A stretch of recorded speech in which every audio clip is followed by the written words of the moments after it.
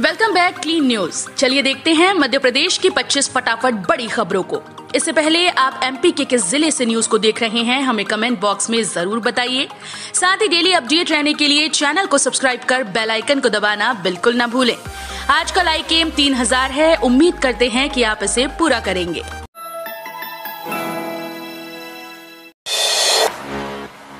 यात्रियों को बड़ी राहत, इन ट्रेन में जनरल टिकट से सफर की इजाजत। पश्चिम मध्य रेलवे ने भोपाल मंडल की 5 ट्रेन में जनरल टिकट की सुविधा शुरू करने जा रहा है। रेलवे के इस फैसले से यात्रियों को बड़ी राहत मिलेगी। ये सुविधा Bhopal Khajuraho express, Bhopal Jodhpur express, Bhopal Bilaspur express, doctor Ambedkar Nagar express, Bhopal Dahod express में 5 दिसंबर से मिलेगी। इन ट्रेन में यात्री अब अनारक्षित टिकट लेकर पहले की तरह सफर कर सकेंगे। इसके अलावा रानी कमलापति, संत हिरदाराम नगर, इटारसी और बिना समेत अन्य स्टेशन से गुजरने वाली 20 मेल और एक्सप्रेस ट्रेन के लिए रेलवे सामान्य टिकट की बिक्री जल्द शुरू करेगा। फॉरेन फंडिंग वाले एनजीओ की होगी जांच, धर्मांतरण कराने वाले संगठनों पर सख्ती की तैयारी। मध्य प्रदेश के मुख्यमंत्री शिवराज सिंह चौहान सोमवार को कलेक्टर, कमिश्नर, आईजी, पुलिस अधीक्षक वर्चुअल वीडियो कॉन्फ्रेंस की। इस दौरान फॉरेन फंडिंग वाले एनजीओ को लेकर मुख्यमंत्री सख्त रवैया देखने को मिला। सीएम ने अफसरों को कड़े निर्देश देते हुए कहा कि मध्य प्रदेश में ऐसे सभी एनजीओ को चिन्हित किया जाए जो फॉरेन फंडिंग कर रही हैं। अधिकारियों को सीएम ने यह भी कहा कि इस बात का भी बारीकी से पता लगाया जाए कि इस फंड का इस्तेमाल कहां-कहां किया जा रहा है। कोरोना की तीसरी लहर की आशंका के चलते मध्य प्रदेश में आवश्यक सावधानियां जरूरी। मुख्यमंत्री शिवराज सिंह चौहान ने अपील की है कि तीसरी लहर जैसे किसी समस्या या आशंका को ध्यान में रखकर कोरोना से बचाव के सभी आवश्यक उपायों पर अमल करें। मास्क लगाएं, हाथों को समय समय पर साफ करें और दूसरों से आवश्यक दूरी बनाकर रखें। कुछ देशों में कोरोना के नए वेरिएंट के मामले सामने आ रहे हैं। अभी तक भारत में इसकी उपस्थिति की कोई सूचना नहीं, लेकिन सावधानियां अत्यंत जरूरी हैं। मुख्यमंत्री चौहान द्वारा सोशल मीडिया के माध्यम से प्रदेशवासियों से अपील की गई है। मध्य प्रदेश विधानसभा चुनाव की तैयारियां, मतदान केंद्रों पर 3 लाख युवा कांग्रेस के कार्यकर्ता होंगे तैनात। भाजपा के साथ साथ कांग्रेस ने भी वर्ष 2023 में होने वाले मध्य प्रदेश विधानसभा के चुनाव की तैयारियां प्रारंभ कर दी हैं। प्रदेश के 65,000 से अधिक मतदान केंद्रों पर 3 लाख से ज्यादा युवा कांग्रेस के कार्यकर्ताओं को तैनात किया जाएगा। ये कार्य 2 माह के भीतर पूरा करने का लक्ष्य निर्धारित किया गया। इन सभी कार्यकर्ताओं को मतदान केंद्र के प्रबंधन का प्रशिक्षण भी दिलाया जाएगा। भोपाल में साहूकारी एक्ट के तहत किसी भी व्यक्ति ने नहीं लिया लाइसेंस, कैसे लगे सूदखोरों पर लगाम। राजधानी में साहूकारी एक्ट के तहत नगरीय क्षेत्र में लाइसेंस देने का अधिकार नगर निगम के पास है, लेकिन नगर निगम से अब तक एक भी व्यक्ति ने इस तरह का लाइसेंस नहीं लिया। इतना ही नहीं, ग्रामीण क्षेत्रों में एसडीएम को अधिकार है, लेकिन भोपाल के ग्रामीण क्षेत्र हुजूर और बैरसिया में अब तक किसी भी ग्रामीण ने इस तरह का लाइसेंस नहीं लिया है। खास बात तो यह है कि शहर में जितने भी सोने चांदी के व्यापारी हैं, वो भी बिना किसी लिखापढ़ी के जेवर गिरवी रखकर ब्याज पर पैसा देते हैं। मध्य प्रदेश में अब गोचर की भूमि देने से पहले लेनी होगी अनुमति। मध्य प्रदेश में अब गोचर के लिए उपयोग की जाने वाली किसी भी सरकारी भूमि को विकास परियोजना के लिए देने से पहले अनुमति लेनी होगी। इसके लिए प्रस्ताव मध्य प्रदेश गौपालन और पशु संवर्धन बोर्ड के पास जाएगा। इसकी सहमति मिलने के बाद ही भूमि आवंटन के संबंध में निर्णय लिया जाएगा। इसके लिए मुख्यमंत्री शिवराज सिंह चौहान ने अधिकारियों को कार्रवाई करने के निर्देश दिए। मुख्यमंत्री ने कहा कि गायों के लिए घास के मैदान आसानी से उपलब्ध कराने के लिए ये निर्णय लिया गया है। मध्य प्रदेश में बोर्ड के बदले पैटर्न पर शुरू हुई 9वीं से 12वीं की छमाही परीक्षाएं। प्रदेश के सरकारी स्कूल्स में 9वीं से 12वीं तक की छमाही परीक्षाएं सोमवार से बोर्ड के बदले हुए पैटर्न पर ऑफलाइन मोड में शुरू हुई। सुबह 9 बजे से पहली पाली की परीक्षा के लिए विद्यार्थी सुबह 8:30 बजे से स्कूल पहुंच गए थे। कक्षा 9वीं और 11वीं की परीक्षा की सुबह 9 बजे से दोपहर 12 बजे तक चली। पहली पाली में 9वीं का गणित तो 11वीं का संस्कृत, उर्दू व मराठी का पेपर हुआ। वहीं दूसरी पाली में 10वीं 12वीं की परीक्षा दोपहर 12:30 बजे से शुरू हुई, जो 3:30 बजे तक चली। महाकाल मंदिर की उज्जैन दर्शन बस फिर शुरू, किराया 50% बढ़ाया।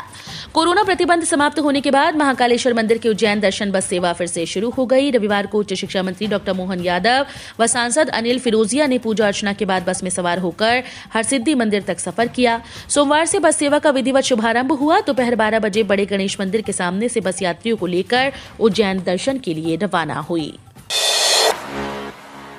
बच्चियों से दुष्कर्म पर फांसी का विधेयक वापस लेगी मध्य प्रदेश की शिवराज सरकार। ये है कारण। 12 साल या उससे कम आयु की बच्चियों के साथ होने वाले दुष्कर्म की घटनाओं पर सख्त कार्रवाई करने के लिए शिवराज सरकार ने दंड विधि विधेयक 2017 पारित करके राष्ट्रपति को अनुमति के लिए भेजा गया था।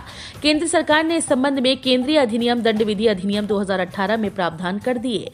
इसके मद्देनजर केंद्र सरकार ने राज्य सरकार से अनुरोध किया कि वो अपना संशोधन विधेयक वापस ले। प्रावधान किए जाने के मद्देनजर विधेयक को वापस लेने के लिए आज मंगलवार को मुख्यमंत्री शिवराज सिंह चौहान की अध्यक्षता में होने वाली कैबिनेट बैठक में प्रस्ताव प्रस्तुत किया जाएगा। मध्य प्रदेश के मंत्री अपनी छवि सुधारें, जनता के बीच जाएं तो अहंकार न झलके।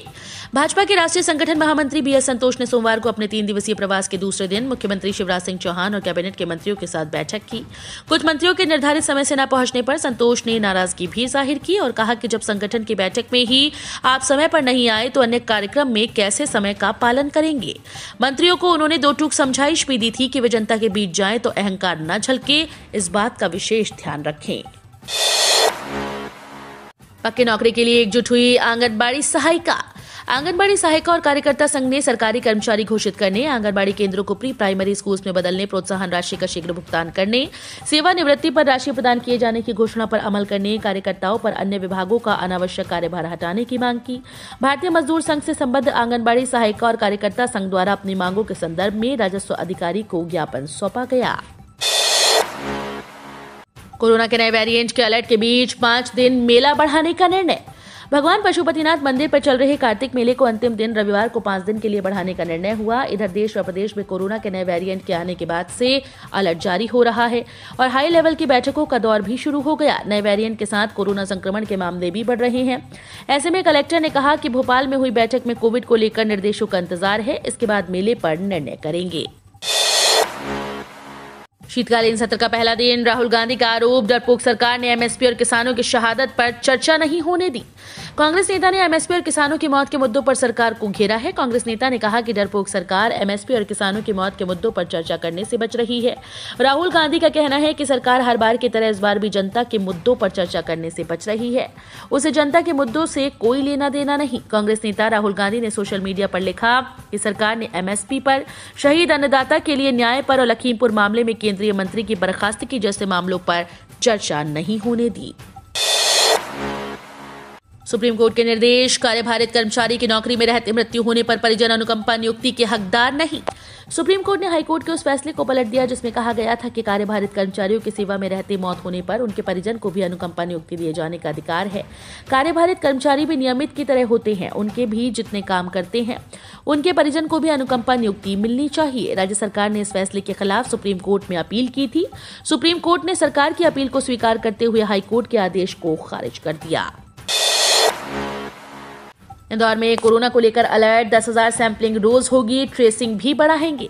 कोरोना के नए वेरिएंट ने संक्रमण की तीसरी लहर की आशंका फिर से बढ़ा दी। शहर में संक्रमण के नए मामले बढ़ने के बाद स्वास्थ्य विभाग ने लहर से निपटने के लिए कमर कस ली।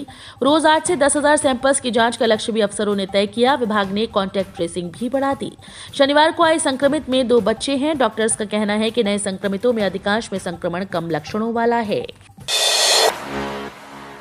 यहां निकली है बम्पर भर्ती, 17 दिसंबर लास्ट डेट, जल्द करें अप्लाई। अगर आप बैंक में नौकरी करने के इच्छुक हैं और अच्छी सैलरी पाना चाहते हैं तो सरकारी नौकरी पाने का ये आपके लिए सुनहरा मौका है। सेंट्रल बैंक ऑफ इंडिया ने 115 पदों पर भर्तियां निकाली। इन पदों के लिए 23 नवंबर 2021 से आवेदन की प्रक्रिया शुरू हो गई, जो 17 दिसंबर 2021 तक चलेगी। एटीएम से कैश निकालने के बदल गए नियम, जान लीजिए वरना अटक जाएंगे पैसे। एटीएम से कैश निकासी के नियमों में बदलाव हुआ है। एसबीआई ने एटीएम से ट्रांजैक्शन को और अधिक सुरक्षित बनाने के लिए नई पहल की। अब एसबीआई एटीएम से कैश निकालने के लिए आपको ओटीपी दर्ज करने की जरूरत होगी। इस नए नियम में ग्राहक बिना ओटीपी के कैश नहीं निकाल सकेंगे। कैश निकासी के समय ग्राहकों को उनके मोबाइल फोन पर एक ओटीपी मिलेगा, जिसे डालने के बाद ही एटीएम से कैश निकाला जा सकेगा। अब 5 लाख रुपए तक सस्ता हुआ घर बनवाना। अगर आप अपना घर बनवाने की सोच रहे हैं तो ये बिल्कुल सही समय है। अब आपको अपना घर बनवाने के लिए 5 लाख रुपए कम खर्च करने पड़ेंगे। मध्य प्रदेश में प्लॉट खरीदकर अपनी पसंद से मकान बनाने पर लगने वाला जीएसटी नहीं लगेगा। दरअसल जीएसटी की एडवांस रूलिंग अथॉरिटी इंदौर ने ये फैसला सुनाया कि प्रदेश में डेवलप प्लॉट पर अब 18% जीएसटी नहीं लगेगा। इस मामले में Bhopal smart city development corporation limited ने अपील की थी। अपील पर सुनवाई के बाद डेवलप प्लॉट पर 18% जीएसटी लगाने को गलत बताया। ऑनलाइन टिकट बुकिंग के लिए IRCTC ने बनाए नए नियम, जानले वरना नहीं मिलेगी सीट। रेल यात्रियों के लिए काम की खबर है। Indian railway catering and tourism corporation से ऑनलाइन टिकट खरीदने वालों को अब मोबाइल नंबर और ईमेल का वेरिफिकेशन कराना होगा। इसके बाद ही आपको टिकट मिलेगा। कोरोना संक्रमण की वजह से लंबे समय से टिकट बुक नहीं यात्रियों के लिए रेलवे ने नए नियम बनाए। ऐसे लोगों को IRCTC के पोर्टल से टिकट खरीदने के लिए पहले उन्हें अपने मोबाइल नंबर और ईमेल को वेरीफाई करना होगा। इसके बाद ही उन्हें टिकट मिलेगा। भारत और न्यूजीलैंड के बीच टेस्ट सीरीज का पहला मैच ड्रॉ।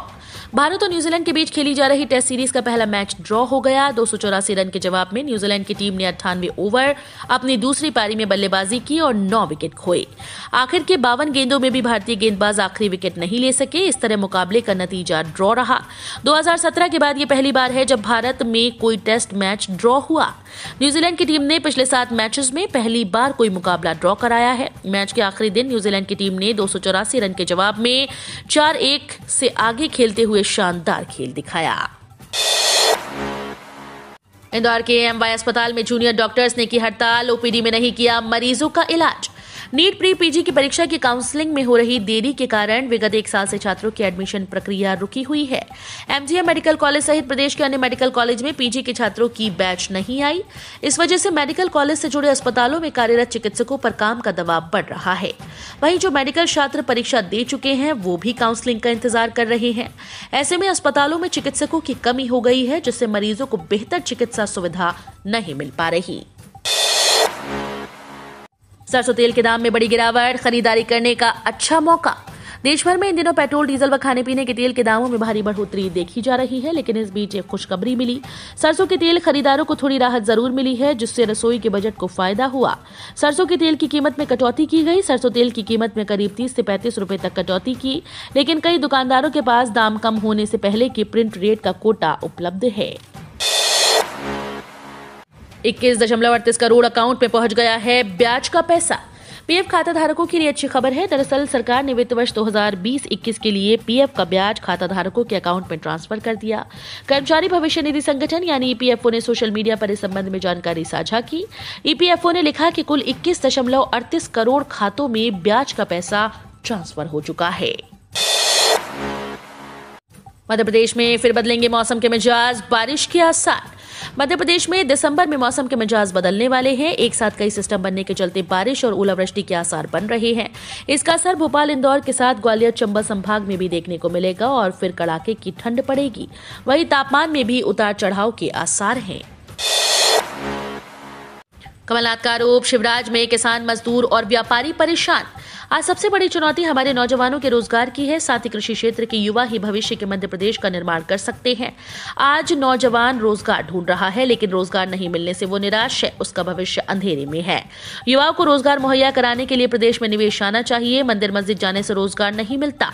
रोजगार के लिए आर्थिक गतिविधियां जरूरी है, लेकिन मध्य प्रदेश में किसी का विश्वास नहीं, जिसकी वजह से निवेश नहीं आ पा रहा।